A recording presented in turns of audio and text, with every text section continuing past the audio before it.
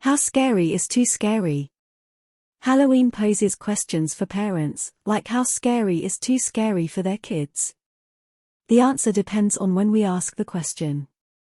During the Halloween season, parents face questions about their kids' fears. Will a haunted house cause nightmares? Should spooky decorations and costumes be avoided? Or is it all a good opportunity for a child to confront scary stuff?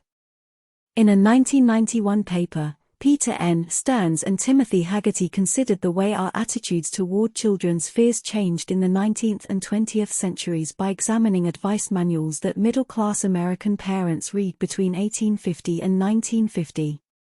Much of the advice about fear directed toward middle-class mothers in the second half of the 19th century was about avoiding scare tactics.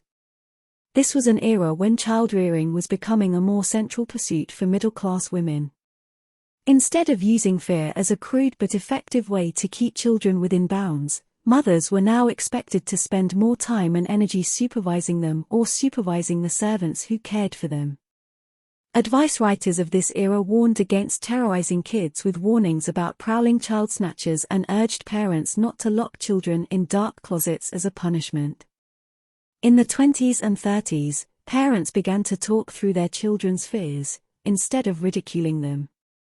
Stearns and Haggerty note that this shift reflected a modernizing world in which boys and men could succeed through a fearless willingness to seize opportunities in the world. A fearful individual was no longer appropriately pious but rather risked being incapable of taking the kinds of initiatives, of displaying the kinds of confidence, desirable in the new world shaped by Republican optimism and business dynamism, the authors write. Middle-class parents in the Victorian era often provided boys with instruction on bravery by buying them adventure-filled books showing young men confronting fear in dangerous situations. Still, it wasn't until the 1900s that books began to guide parents in actively responding to young children's anxieties.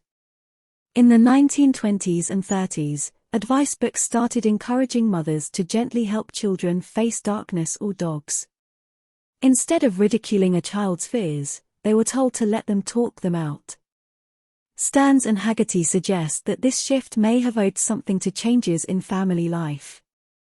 Children had fewer siblings, and families were less likely to employ servants, so parents were more exposed to children's fears. Meanwhile, religion was losing its central place in middle-class American life, and providing less solace from fear.